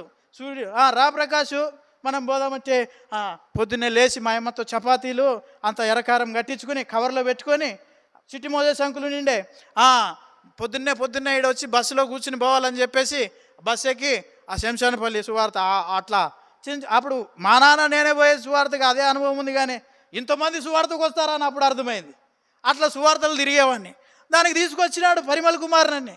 ఏ తలాంతైనా సరే వాక్యం చెప్పే చేయాలని ఏమి లేదు. కాబట్టి ఉన్నతమైన తలంపులు కలిగి దేవుని పరిచర్య ముందుకు తీసుకునే వారంగా ఉండాలి. ఈ విషయమై మనం ఇంకో విషయాన్ని చూద్దాం. చూడండి, మరి యోబు గ్రంథం 39:14. యోబు గ్రంథం 39:14 మనం ఇంకో మాట చూడొచ్చు. మరి ఇక్కడ గమనిస్తే ఈ ఉష్ణ పక్షి లేదా నిప్పుకోడి ఆస్ట్రిచ్ గురించి ఇంకో మాట రాసినారు. లేదు సుమి, అది నేలను దాని గుడ్లను పెట్టును, ధూళిలో దాన్ని కాచును. నేలలో అంటే అది ఎట్లాంటిదంటే ఏ పక్షి అన్నా తీసుకోండి, పిల్లులు మరి ఇతర జీవులు ఏదైనా గుడ్లను కానీ ఏదైనా పిల్లల్ని కానీ పెట్టినప్పుడు చాలా కేర్ఫుల్గా ఉంటాయి అవి. ఇది దానికి ఎంటైర్ డిఫరెంట్ అనమాట. ఇది ఆడొక్కాలు ఈడొక్కాలు వేసుకుని ఎడారిలో పరిగెత్తుకుంటా ఆ ఉష్ణము హీట్లో ఆడ ఈడ గుడ్లు పడేసుకుంటూ పోతుంది అనమాట. నేలను గుడ్లు పెట్టును. మరి దీన్ని పొడిగేది ఎట్లా? ఈ కోడిని చూస్తే ఆ రెక్కల చాటును పెట్టి దాదాపు 20-21 రోజు దాన్ని పొదిగి ఆ పిల్లల్ని చాలా భద్రంగా పెంచుకుంటుంది. అది ఈ నిప్పు కూడా అట్లా కాదు, ఆడ ఈడ పడేసుకుంటా ధూళిలో అవి ఏమవుతాయంటే ఆ గుడ్లు ధూళిలో వాటిని కాచును. ఈ ఒక్కొక్క గుడ్డు 3 కేజీల నుంచి 5-6 కేజీల వరకు ఉంటుందని ఆ జాగ్రఫీలో రాస్తూ వచ్చినారు. కాబట్టి ఇట్లాంటి గుడ్డు అంటే ఈ మనం కోడి గుడ్లు 30 గుడ్లు తీసుకుని 30-35 గుడ్లు తీసుకుంటే ఆ ఒక గుడ్డుతో సమానం అనమాట. ఆడ ఈడ గుడ్డు పారేసిపోతుంది. ఆ ధూళిలో ఆ ఉష్ణం వేడికి అది ఏమవుతూ ఉంటుంది, ఆ వేడెక్కి చక్కగా వచ్చేటప్పుడు తిరిగి ఎక్కడో చూసుకుంటే పిల్ల పుడితే పుట్టిని, లేకపోతే అంటే దీనికి ఏమి లేదు. దీనికి రెస్పాన్సిబిలిటీలే ఏమీలే. ఓ యవనస్తుడా, మరి దేవుని మందిరంలో వధువు సంఘం నీ కొరకు నా కొరకు ప్రభు రక్తం పెట్టినాడు, ఆ శిలువలో మేకులు కొట్టుకున్నాడు, తలకు ముళ్ళ కిరీటం పెట్టుకున్నాడు, అవన్నీ బాగానే ఉంటాయి చెప్పుకోవడానికి. మరి ఆయన కొరకు నువ్వు ఏ రోజన్నా మందిరంలో మేకులు కొట్టుకునే అనుభవంలోకి వచ్చినావా? సూటిపోటి మాటలు వచ్చే ఆ యవనస్తులు మరి ముఖ్యంగా అంటే ఎవరైనా తిడితే సంఘ పెద్దలు కానీ ఇంకెవరైనా తిడితే లేదన్నా ఏదన్నా మనసు బాధ కలిగితే ఇంకేమైపోతారు, కొంతమంది గలాటుకు వస్తారు. ఇంకొక టైప్ ఏమంటే ఇంక మౌనంగా ఉండి మందిరం మానేస్తారు, అంతే, మందిరానికి రారు. మళ్ళీ సేవకుడు పోయి రానాయన రామ్మా అని చెప్పి పిలుచుకుని తెచ్చుకోవాలి. ఇక్కడ పరిస్థితి ఏందయ్యా అంటే ఇది ఎట్లా కనబడుతుందంటే బాధ్యత లేనటువంటిది. ఈ ఉష్ణపక్షి బాధ్యత లేదు. వధువు సంఘంలో యేసు రక్తం చేత కొనబడి వన్స్ ఎంటర్ అయిన తర్వాత ఓ యవనస్తుడా బాధ్యత కలిగి ఉండాల. మరి మా పరిమళ్ కుమార్ చిన్నప్పుడే ఎట్లా బాధ్యత చూడండి, ఏదో రకంగా ఇతరులను నడిపించే విధంగా బాధ్యతలో ఒకరినొకరు పులిగొలుపుని ముందుకు తీసుకుని పోయే వారంగా ఉండాలి. మరి నాకు వాక్యం చెప్పేకి వచ్చేది కాదు, వాక్యం చెప్పేకి వచ్చే కాకపోతే ఏసావు అంకుల్ మాకు మందిరానికి వాక్యం చెప్పేకి వస్తుండే. మరి ఏసావు అంకుల్ ఇక్కడ సంఘ పెద్దగా ఉండే ప్రభువులో నిద్రించినారు. ఏసావు అంకుల్ వాక్యం చెప్పేకి వచ్చి ఆయన వాక్యం చెప్పి ఆరాధన వర్తమానం ఇచ్చి ఉన్నట్లుండి ఇట్రారా అని, ఏం అంకుల్ అంటే, రే నువ్వు బలవర్తమానం చెప్పు. నేను బలవర్తమానమా అంకుల్, నువ్వేంది అంకుల్ అంటే, రే అన్న వాడికి ఎందుకు లేనంటే, వాడెప్పుడు నేర్చుకోవాలన్నా, వాడెప్పుడు నేర్చుకోవాలా? అంకుల్ నాకేం రాదు అంకుల్ అంటే, సరే వచ్చే వారం నేను వస్తా, ఈలోపు నువ్వు సిద్ధపడు అని చెప్పి ఇక బైబిల్ రాత్రి పగళ్ళు ఇక ఎట్లా చెప్పాలా, ఏమి చెప్పాలా, ఇవన్నీ బాధలే. ఇక ప్రార్థన జీవితం మోకాళ్ళ అనుభవం. ఆయన చిన్నగా అట్లా పెట్టిపోయినాడు. అదేమో పెట్రోల్ లాగా బగ్గుమని వారమంతా ఇంకా ఎట్లా చెప్పాలా, ఇది ఆ రెఫరెన్స్ మొత్తం ఏదేదో బుక్ అంతా రాసుకుని తెచ్చుకుంటే ఈడికి వచ్చి అంత బాయ్ ఏం లేదు, ఇంకేదో కొత్తగా ప్రభు ఇచ్చింది. అట్లా ప్రభు మీద ఆధారపడతా వచ్చినాం. కాబట్టి రెస్పాన్సిబిలిటీ ఆనాడు సంఘ పెద్దలు. మరి ఈరోజు మేము ఇక్కడ నిలబడి చెప్తున్నామంటే దైవజనుడు ఏసావు గారు సంఘ పెద్ద. ఆయన మరి నేను సంఘ పెద్దని, నేను వాక్యం చెప్పిపోవాలా, నువ్వేంద్రా పిల్లోడు అనుకోలే, మీరు రండి మీరు నిలబడండి అని చెప్పి యవనస్తులు చిన్నపిల్లలైనటువంటి మాకు నేర్పించిపోయినారు. కాబట్టి రెస్పాన్సిబిలిటీ, మందిరంలో ఏం రెస్పాన్సిబిలిటీ కలిగి ఉన్నావు? రక్షణ పొంది వధువు సంఘంలోకి వచ్చిన తర్వాత ఏమి నీ బాధ్యత, ఏ బాధ్యత కలిగి ఉంటున్నావు? కొంతమంది వస్తారు, ఏ బాధ్యత ఉండదు, వస్తేమమ్మా పోతిమమ్మా అని చెప్పి, వచ్చేది ఎందుకో తెలియదు, పోయేది ఎందుకో తెలియదు. కాబట్టి బాధ్యత, ఏ బాధ్యత నువ్వు కలిగి ఉన్నావు అనేది మనం గమనించవలసిన వారమై ఉంటున్నాం. ఇక్కడ చూస్తే 16వ వచనంలో మరి మందిరంలో మాత్రమే కాదు, యవనస్తులంగా ఉన్నాం కాబట్టి మరి కొన్ని విషయాలు ఇక్కడ మనం గమనిస్తే, మరి 16వ వచనం 39:16 ఏబు గ్రంథం, ఇక్కడ ఒక విషయం చూడొచ్చు. తన పిల్లలు అది గుడ్డు పెట్టి ఒకవేళ పిల్లలు పుడితే కూడా తన పిల్లలు తనవి కానట్టు వాటి ఎడల అది కాఠిన్యము చూపును, దాని కష్టము వ్యర్థమైనను దానికి చింతలేదు. చూడండి ఈ విషయంలో యవనస్తులు ఎట్లా ఉంటుందంటే, మా కంపెనీలో ఇంటర్వ్యూకి కొంతమంది వస్తూ ఉంటారు. ఇంటర్వ్యూకి వచ్చినప్పుడు MBAలు MCAలు డిగ్రీలు చేసిన పిల్లలు వస్తారు. వాళ్ళని ఇంటర్వ్యూ చేసినప్పుడు సబ్జెక్ట్లో ఏముండదు, వాళ్ళకి సబ్జెక్ట్లో నాలెడ్జ్ ఉండదు, గ్రిప్ ఉండదు. ఇన్ని సర్టిఫికెట్లు ఉన్నాయి కదరా, ఏమిరా ఒకదానికి ఆన్సర్ సింపుల్గా వచ్చినాయి కదరా అంటే, సార్ అది ఇది. కొంతమంది దీంట్లో పాస్ అయినాము, దేంట్లో, కొంతమంది కోవిడ్లో అట్లా అయిపోయింది సార్ అని కొంతమంది. ప్రియ సహోదరుడా, దాని కష్టము ఏమవుతుందంట, దాని కష్టము వ్యర్థమవుతున్న, దానికి ఏముండదంట, బాధ ఉండదు. తల్లిదండ్రులు ఫీజులు కట్టి పిల్లలకి చదువుకోండి అని పంపిస్తా అంటే కాలేజీలకు పోయి స్కూల్కి పోయి వీళ్ళు స్కూల్కి పోతూ ఉంటారు, వస్తూ ఉంటారు. దాని మీద ఫుల్ నాలెడ్జ్, సబ్జెక్ట్ మీద అవగాహన, కష్టపడి చదువుదామన్నటువంటి గ్రహింపు ఉండదు యవనస్తులకి, చాలామందికి, ముఖ్యంగా బ్రదర్స్కి అయితే. పోతూ ఉంటారు ఓ బుక్ పట్టుకొని, తల్లిదండ్రులు ఏమో కష్టపడి ఫీజులు కట్టి వాళ్ళ కొరకు రాత్రింపగలు కష్టపడి ఇచ్చేస్తుంటే కష్టమంతా వ్యర్థమవుతూ ఉంటుంది. వాడు సర్టిఫికెట్లు అయితే వస్తాయి, సర్టిఫికెట్లు తీసుకుని ఇప్పుడు ఇంటర్వ్యూకి వస్తాడు, ఇంటర్వ్యూలో సార్ ప్లీజ్ సార్ ఎట్లయినా ఒక్కసారికి సెలెక్ట్ చేయండి సార్ అని అడుగుతూ ఉంటారు మాకు. కాబట్టి ప్రియ సహోదరా, ఈ సాయంకాలం వేళ సమాజంలోనూ, కుటుంబ పరంగాను, మందిరంలోనూ, సార్వత్రిక సంఘంలోనూ యవనుడా ఏ బాధ్యత నువ్వు కలిగి ఉన్నావు? మనం ప్రార్థన చేస్తాం, ప్రభువా నా బాధ్యత అంతా, నా జాబు నీదే, జాబు నువ్వే ఇప్పియాలా, నా చదువు ఇప్పుడు ఎగ్జామ్స్ రాసింటారు, ఎగ్జామ్స్లో మార్కులు కూడా నువ్వే ఇప్పియాలా, పోయేటప్పుడు అట్టకు ప్రార్థన, పెన్నుకు ప్రార్థన, హాల్ టికెట్కి ప్రార్థన, అందరి దగ్గరికి పోయి ప్రార్థనలు చేపించుకుని పోతారు, అన్నీ అయిపోతాయి. ఉద్యోగం విషయంలో ప్రార్థన, అన్ని విషయాల్లో ప్రార్థన. అయితే ప్రియ సహోదరుడా, ఇక్కడ గమనిస్తే మరి దేవుడేమో నా బాధ్యత అంతా నువ్వే తీసుకొని ఆయన మీద మోపుతాం. నీ భారం నా మీద నువ్వే చెప్తావు కదా ప్రభువా, నీ మీద మోపేది.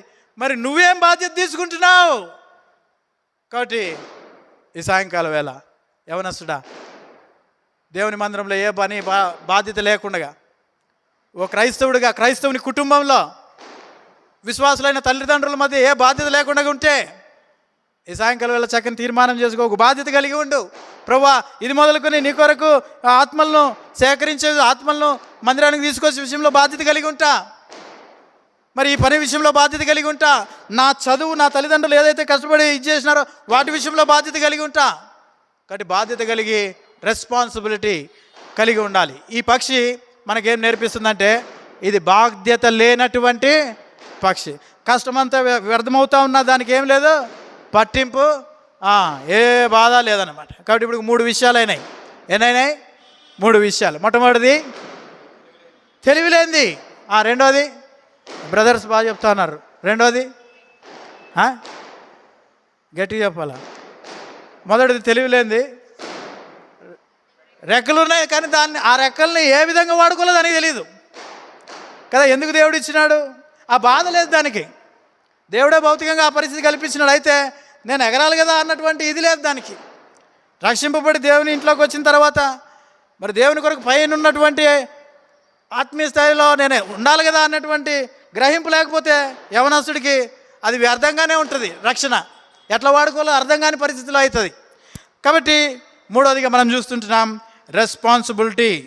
కాబట్టి నిప్పుకోడి దాని ఎగ్స్ విషయంలో దానికి ఏముండదు, ఏ మాత్రం పుడితే పుట్టింది, ఏదో వచ్చి దాన్ని దొక్కితే ఎట్లా అన్నటువంటి గ్రహింపు కూడా లేదు. ఆడ పడితే ఆడ ఆ ఉష్ణం వేడిలో అదే దానికి ఉంటే జీవము, ఆ వేడికి అదే పొదిగి ఆ ఇసుకలో అదే బతికి రావాలా, లేకపోతే లేదు. ఇది పరిస్థితి. ఫైనల్లీ ఇంకో విషయం చూసుకుని ముందుకు పోదాం. మనం గమనించినట్లయితే చివరిగా మరి అన్ని యోబు గ్రంథంలోనే చూసినాం కాబట్టి మరి వేరే గ్రంథంలో మరో విషయం చూద్దాం. చూడండి, 4వదిగా మనం చూద్దాము మీకా గ్రంథంలో ఒక విషయం చూసుకుని ముగించుకుందాం. మీకా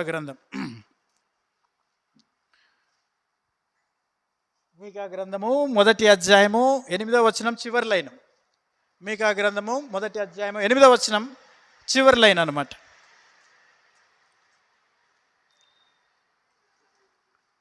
చూడండి, చివరి లైను. నిప్పుకోడి మూలుగునట్లు మూలుగుచున్నాను. దీనికి ఒక మరి ఫైనల్గా ఒకటి చెప్తాను. నిప్పుకోడి ఏం చేస్తుందంట? నిప్పుకోడి మూలుగును, అది మూలిగినట్లు మూలుగుచున్నాను అంటున్నాడు భక్తుడు. అయితే మూలిగే నిప్పుకోడి. ఫైనల్లీ 4వది ఏంటిది? మూలిగే అనుభవం. మరి మూలిగే అనుభవం అంటే ఇది ఎప్పుడు మూలుగుతుందంటే ఏదో దానికి భారంతోనో బాధతోనో మూలగదు. అది పెట్టిన గుడ్లు ఎవరో పడేసి తొక్కేసి అన్నీ పాడైపోతే దాని కష్టమంతా వ్యర్థమైపోతే అది చూసుకుని అప్పుడు మూలుగుతుంది, అయ్యో ఇట్లా అయిపోయిందా అని చెప్పి. కాబట్టి ఇక్కడ మనం గమనించాల్సిన విషయం ఏంటంటే మూలిగే అనుభవం వచ్చింప సఖ్యము కానీ ఆ యొక్క పదాలతో ఆత్మ అయినటువంటి దేవుడు తానే ఏం చేస్తా ఉన్నాడు? మన పక్షమున ఏం చేస్తున్నాడు? విజ్ఞాపనలు, ప్రార్థనానుభవం గురించి ఇది తెలియజేస్తూ ఉంటుంది. విశ్వాసిలో మరి ఉన్నప్పుడు, విశ్వాసిగా ఉన్నప్పుడు యవనస్తులు ప్రార్థనలు చాలా షార్ట్ అండ్ స్వీట్ ఉంటాయి. కట్టే కొట్టే తెచ్చే చాలా స్వీట్ ప్రేయర్స్ అన్నమాట. అర్జెంటుగా ప్రార్థనలు అయిపోతూ ఉంటాయి. అట్లా కూర్చొని ఆమెన్ తొందరగా అట్లా పోవాలా ఇట్లా పోవాలి, అన్నీ విస్తారమైన పనులు. పొద్దున అన్న చెప్తా ఉన్నాడు ఆనందరాజు అన్న, విస్తారమైన పనులని. కాబట్టి అన్ని పనులు మీద వేసుకుని కాలేజ్ అని, స్కూల్ అని, ట్యూషన్ అని అన్నీ ప్రార్థనకు వచ్చేసరికి బిజీ లైఫ్ అనమాట. కట్టే కొట్టే తెచ్చే షార్ట్ అండ్ స్వీట్ ప్రేయర్స్ అనమాట. కాబట్టి అట్లా ఉంటాయి యవనస్తుల ప్రార్థనలు. కాబట్టి మూలిగే అనుభవంలోనికి రావాలా. మూలిగే అనుభవం ఎప్పుడు వస్తుందంటే ఓ చిన్న విషయం చెప్తా. మా నాయన మరి మంచం మీద పడినాడు, డయాలసిస్కి వచ్చిండు. డయాలసిస్ జరుగుతుంది. అయితే దాదాపు 6 నెలలు మంచం మీద ఉన్నాడు. మరి అప్పుడు ఆయనకు పరిచర్యలు అంటే అన్ని మంచం మీదే, మరి దిన అవసరతలు అన్నీ కూడా మంచం మీదే. ఆయన మరి ఒకరోజు ఇంకా వారంలో ప్రాణం పోతుందనగా, ప్రభువులో నిద్రిస్తాడనగా ఇక మెత్తగా అయిపోయింది. డయాలసిస్ చేసి మందులు వాడి అన్ని ఆపరేషన్లు అయిపోయి అంతా ఇదైపోయింది. ఇంట్లో ఉన్నాడు. ఆ రోజు ఆ మోషన్ అంతా క్లీన్ చేస్తూ ఉన్నా, మా ఉదయం 10 గంటల ఆ టైంలో క్లీన్ చేస్తూ ఉంటే ఏమైపోయిందంటే నేను రెగ్యులర్గా ఈ కొన్ని కాటన్ క్లాత్స్ సపరేట్గా ఆయనకి పెట్టి అది తుడిచేవాడిని అనమాట. అది డైలీ ఆయన కార్యక్రమాలన్నీ విషయమే. అయితే చాలా స్మూత్గానే హ్యాండిల్ చేసేవాడిని. ఆ రోజు కూడా యథావిధిగా ఉదయకాలము ఆయనకి కొంత ఆ యొక్క విసర్జన టైంలో క్లీన్ చేస్తూ ఉంటే చివరి దశ ఇక రోజుల మీద ఉన్నాడు. క్లీన్ చేసినప్పుడు నాకు చాలా లైట్గానే అన్నా. అయితే ఈ భాగము పైనుంచి ఇట్లా అన్నప్పుడు ఆ మాంసము మొత్తం ఏమైపోయిందంటే ఆ మందులు ఇదికి 6 నెలలు మంచం మీదే ఉన్నాడు కదా, ఆ ఇదికి ఇలా అనగానే నా చేతికి అంత మాంసము వెనకలంతా ఎముకలు కనబడుతున్నాయి. ఆ మాంసం అంతా చేతికి వచ్చేసింది. ఏం చేయాలో నాకు అర్థం కాల, భయం వేసేసింది, కళ్ళెమ్మటి నీళ్ళు వస్తున్నాయి, వేదన. ఆ టైంలో ఆయన మళ్ళీ ఆ డాక్టర్ని పిలుచుకొచ్చి కొద్దిగా పౌడర్లు అవి ఇవి చేసి ఆయన ఇటు తిరగలేడు అంటే ఫైనల్ స్టేజ్లో ఉన్నాడు, మరణ శయ మీద. ఇప్పుడు ఇటు తిప్పి పడుకోబెట్టిన, ఇటు తిప్పితే ఇంక అట్టే ఉన్నాడు 2 రోజులు అట్టే, మరి ఇటు తిప్పేకి లేదు, ఎందుకంటే ఇదంతా మాంసం వచ్చేసింది కాబట్టి. అప్పుడు నేను విన్నా, మూలుగుతా ఉన్నాడు, అమ్మా అయ్యా అమ్మా, ఒక రకమైన మూలుగు నా చెవుల్లో ఇంకా అది మోగుతూ ఉంది. నేను ఇంకా ఇప్పటికీ మీ మధ్యలో ఉన్నాను, కానీ ఆ స్వరం నేను చాలా బాధపడి విన్నాను. అది ఊరికే రాదు మూలుగంటే, కట్టే కొట్టే తెచ్చే ప్రార్థనలో కాదు. మరి ఆ యొక్క బాధ, పెయిన్ అనుభవించినప్పుడే యవనస్తుడా ప్రార్థనలో ఊరికే ఏదో 2 నిమిషాలు ప్రభు ఇది అని, ప్రభు అదని, ఆమెనని చెప్పిపోయేది కాదు. ప్రభు కొరకు ఆత్మల విషయమై భారం కలిగి ప్రార్థించే అనుభవంలో ఉండాలా. ఇప్పుడు చూస్తే సమాజంలో ఎలక్షన్స్ వస్తుంటున్నాయి, మనం అంటారు యవనస్తుల చేతిలోనే ఈ దేశ భవిష్యత్తు అంటూ ఉంటారు పెద్దవాళ్ళంతా, రాజకీయ నాయకులు. మరి యవనస్తుడా, నువ్వు ఏమైనా ప్రార్థన చేస్తున్నావా? మరి ప్రభుత్వాలు అంటున్నాయి 370 సీట్లు మాకు రావాలా.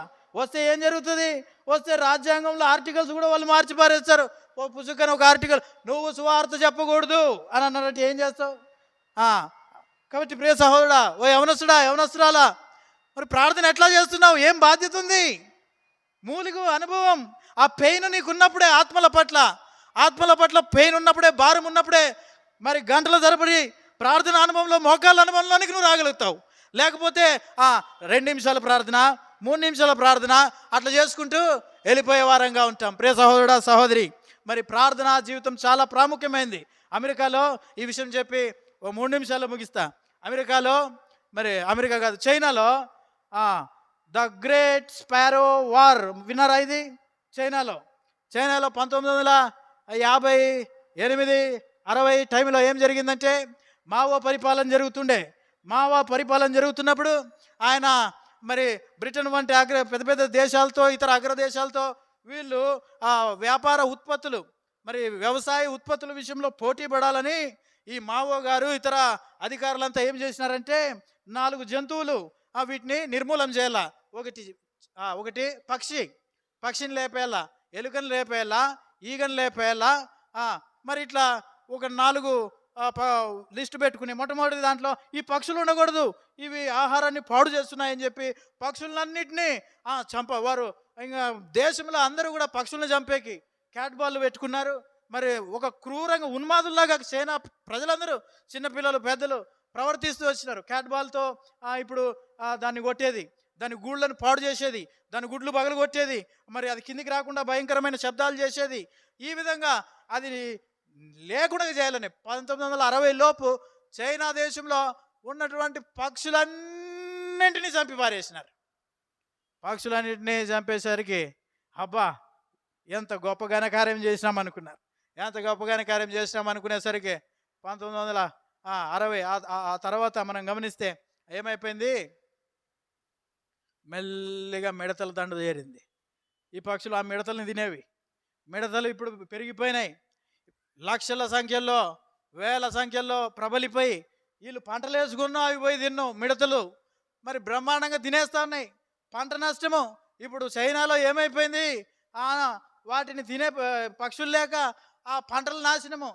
ఆ ఒక కార్యం వల్ల మరి ద టోమ్ స్టోన్ అని ఒక యవ్వన జర్నలిస్టు ఒక బుక్లో రాసినాడు ఇవన్నీ.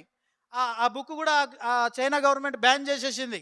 అయితే ఆ టోమ్ స్టోన్లో ఆయన ఆ పుస్తకంలో ఆ యవ్వన జర్నలిస్ట్ రాస్తూ వచ్చినాడు, దాదాపు 4,50,00,000 మంది తిండి లేక ఏమైపోతూ వచ్చినారు, చైనాలో మరణిస్తూ వచ్చినారు. ప్రియ సహోదరుడా, సహోదరి, మరి ఈ పిచ్చుక మనకి ఏం నేర్పిస్తుందంటే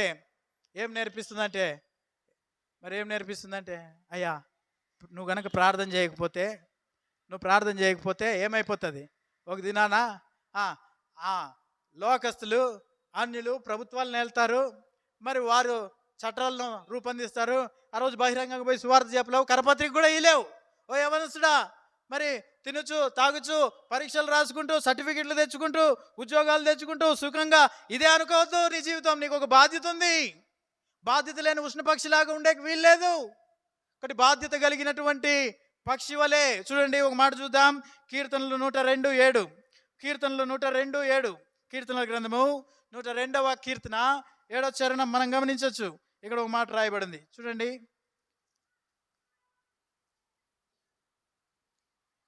రాత్రి మెలకువగా నుండి ఇంటి మీద ఒంటిగానున్న పిచుక వలె. మరి భక్తుడు తనను తాను ఓ పిచుకతో పోల్చుకుంటున్నాడు. అది మెలకువగా ఉందంట. మరి మరి మెలకువగా ఉండి ఏమంటాడు? ప్రార్థన చేయడు. యవనస్తుడా, నీ జీవితంలో ప్రార్థన ఉందా? స్కూల్ బుక్కులకి ఎంత సమయాన్ని ఇస్తుంటున్నావు? కాలేజీ బుక్కులకి ఎంత సమయాన్ని ఇస్తున్నావు? సెల్ ఫోన్కి ఎంత సమయాన్ని ఇస్తున్నావు? ఇంట్లో టీవీకి, ఫ్రెండ్స్కి, వీటన్నిటికీ ఎంత సమయాన్ని ఇస్తున్నావు? నువ్వు విశ్వాస జీవితంలో వధువు సంఘంలోనికి వచ్చినటువంటి కుటుంబాల్లో నుంచి వచ్చినటువంటి నీవు ఆ బాధ్యతను ప్రార్థనా రూపంలో ఎంతవరకు తీసుకుంటున్నావు? కాబట్టి ఉష్ణ పక్షి బాధ్యత లేనిది. అయితే ఇతర కొన్ని పక్షులు ఉంటున్నాయి, అవి రాత్రి అంతా మెలకువగా ఉన్నాయంట. భక్తుడు కీర్తనాకారుడు వాటితో పోల్చుకుంటున్నాడు తనను తాను. అంత స్థాయిలో ఉన్నటువంటి భక్తుడు ఓ చిన్న పక్షితో పిచుకుతో పోల్చుకుంటున్నాడంటే, యవనస్తుడా, నీవు నేను ప్రార్థన విషయంలో ఏ ఆత్మీయ స్థాయిలో, ఏ ఎత్తులో ఉంటున్నాం? పైన ఉన్న వాటినే వెతుకుడు కానీ భూ సంబంధమైన వాటి మీద లక్ష్యం ఉంచకుడి అంటాడు. కాబట్టి 4 విషయాలు ఈ ఉష్ణ పక్షిని గురించి మనం చూస్తూ వచ్చాం. యవన జీవితంలో ప్రియ సహోదరుడా, సహోదరి, మరి యాత్రా జీవితంలో ఈ 4 విషయాలు మనం మెలకువగా ఉండే విధంగా మనకు గుర్తు చేసేవిగా ఉంటాయి. నెంబర్ 1, అది తెలివి లేనిది. మనం అట్లాంటి ఆస్ట్రిచ్ కాదు. తెలివైన వారంగా ఉండాలి. ప్రభు కొరకు రోషం కలిగిన వారంగా ఉండాలి. రెండోది, దానికి రెక్కలు ఉన్నాయి కానీ ఆ రెక్కలను ఎట్లా వాడాలో దానికి తెలియదు అసలు. ఎందుకంటే దాని భౌతిక స్థితే దేవుడు అట్లా పెట్టినాడు. కానీ నీకు రక్షణ ఉంది. ఆ రక్షణను ఏ విధంగా ఉపయోగించుకోవాలో, అనేకులను ఏ విధంగా ఉపయోగపడేలాగా వధువు సంఘంలోనికి తీసుకుని రావాలో అది నీకు తెలిసి ఉండాలా. మరి ఉన్నతమైన స్థితిలో ఎగిరే అనుభవంలో ఉండాలా. ఇక మూడోదిగా చూస్తే దాని గుడ్ల విషయమే దానికి రెస్పాన్సిబిలిటీ, బాధ్యత లేదు. ఒకటి ఒక యవనస్తుడిగా దేవుని ఇంట్లో, మందిరంలో, సమాజంలో బాధ్యత కలిగి ఉండాలి. చిన్న చిన్న విషయాల్లో కూడా బాధ్యత తీసుకోవాలా. కొన్నిసార్లు మందిరంలో ఫ్యాన్లు తిరుగుతూ ఉంటాయి, ఎవరు పట్టించుకోరు, అట్లే పోతూ ఉంటారు. బాధ్యత కలిగి ఉండాలా. పోవాలి, ఏం చేయాలా? ఫ్యాన్ ఆఫ్ చేయాలా, లైట్ ఆఫ్ చేయాలా, కరెంటు ఆదా. ఇంట్లోనే కాదు, బయట, మందిరంలో, అన్ని విషయాల్లో బాధ్యత కలిగి ఉండాలి. చదువు పట్ల, తల్లిదండ్రుల పట్ల, సంఘ పెద్దలైనటువంటి విశ్వాసుల బిడ్డలు, మరి ముఖ్యంగా సాక్ష్యం విషయంలో బాధ్యత కలిగి ఉన్న వారంగా ఉండాలి. మరి రెస్పాన్సిబిలిటీ తీసుకోవాలి. మా నాయన ఒకసారి స్పెషల్ మీటింగ్కి దైవ సేవకుడు అన్న వచ్చి వాక్యం చెప్పన్నప్పుడు ఒక ప్లేస్లో, ఆ ప్లేస్లో మా పెద్దన్న ఒక భయంకరమైనటువంటి లోక సంబంధమైన విషయాల్లో తొలగిపోయినప్పుడు, అదే ప్లేస్లో వాక్యం చెప్పినప్పుడు మా నాన్న అంటూ వచ్చినాడు, అన్నా ఆ ప్లేస్లో నాకు సాక్ష్యము నేను చెప్పలేను. నన్ను కన్నీళ్ళు పెట్టుకుని ప్రార్థనలో కూర్చుని అది నన్ను ఎంతో బాధ పెడతా వచ్చింది. ఎందుకంటే ఎక్కువ మందిరంలో, పరిచర్యల్లో అక్కడ చూస్తూ పెరిగాను కాబట్టి. కాబట్టి ఓ యవనస్తుడా, నీ వల్ల నీ తల్లిదండ్రులకు, మరి నీ మందిరానికి, మరి ఎక్కడా కూడా మరి బాధ పెట్టే విధంగా ఉండకూడదు. బాధ్యత కలిగి ఉండాలి ప్రతి విషయంలో కూడా. మరి అంటారు కదా, ఏమంటారు యవనస్తులు, క్రీస్తుతో కూడా సిలువ వేయబడి ఉన్నాను. అంటే నేను చచ్చిపోయినాను అట్లా. బాప్తీసాలు తీసుకున్న వాళ్ళు అయితే ఇంక వాళ్ళు చెప్పాల్సిన అవసరం లేదు, సాక్ష్యమే ఇచ్చినారు, నేను పాతి పెట్టిపోయినానని. మరి మెల్లిగా యవనస్తులుగా అయితే ఇంకా కొన్ని స్టైల్స్ వస్తూ ఉంటాయి, స్టైల్స్. కాబట్టి అంటే ఏం కావాలా, ఇంకా సావలేదని దాని అర్థం. కాబట్టి ప్రియ సహోదరుడా, రెస్పాన్సిబిలిటీతో ఉండాలి. ఫైనల్లీ 4వదిగా మనం చూస్తున్నాం, మూలిగేటువంటి అనుభవంలో ఉష్ణపక్షి కనబడుతుంది. అయితే అది బాధ్యతతో మూలుగుట్లే, అన్నీ అయిపోయినాక అరే ఇట్లా అయిందా అని మూలుగుతుంది. కానీ నువ్వు నేను విశ్వాస జీవితంలో, యవనస్తుడా, యవన సహోదరి, మరి ప్రార్థన విషయంలో, మరి ఆ పెయిన్, బాధ, నశించిపోతున్న ఆత్మల పట్ల, మరి మందిరాల పట్ల పెయిన్తో ఆ బాధ అనుభవం కలిగిన వారే ప్రార్థనలో గంటలు ప్రభుతో గడిపే వారంగా ఉండాలని ఈ ఉష్ణపక్షి ద్వారా దేవుడు మాట్లాడుతున్నాడు. కాబట్టి దేవుడు తన వాక్యాన్ని దీవించును గాక.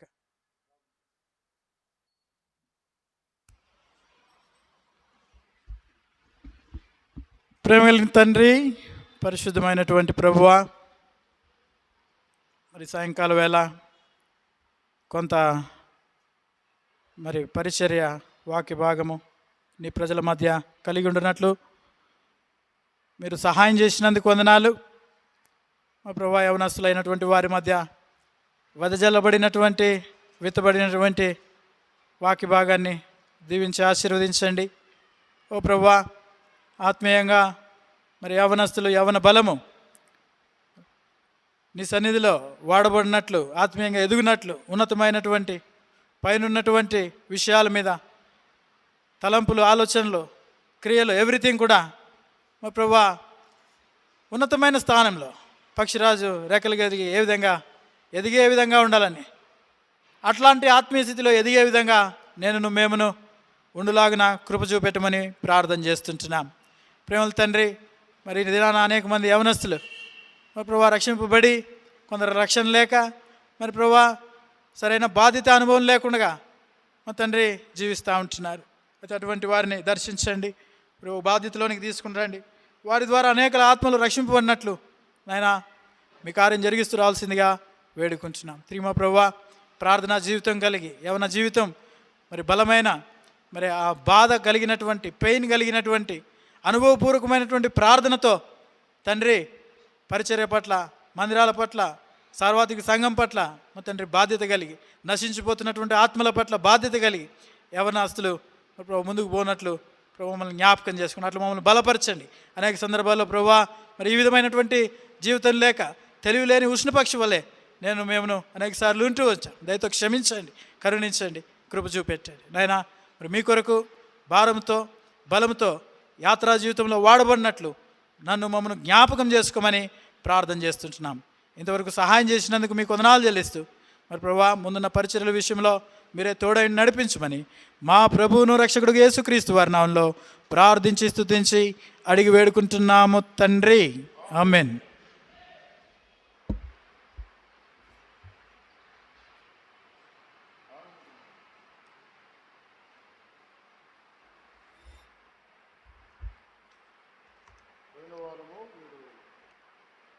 ప్రశ్నలకు జవాబులు చెప్పారు. చూడండి, ఇచ్చేసాను కదా.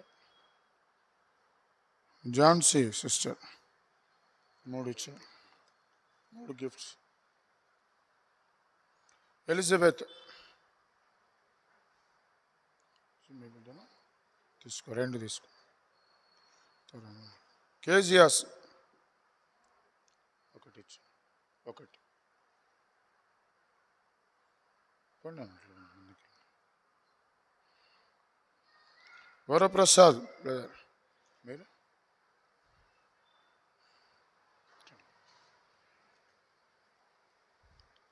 వెస్లీ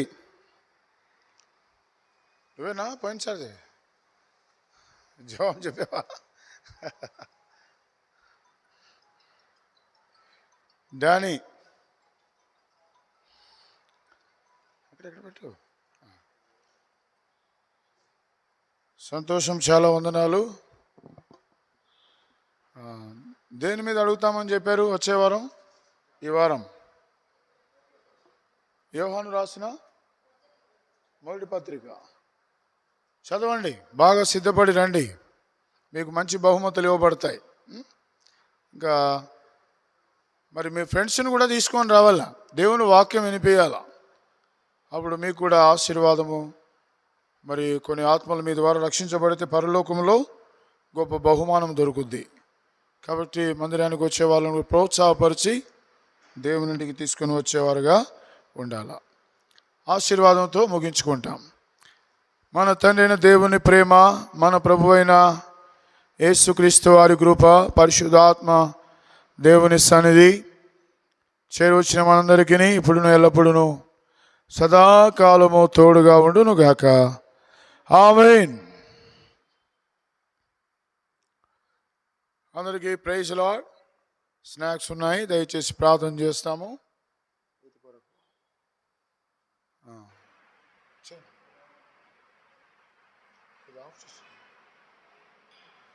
ప్రార్థన చేస్తాము.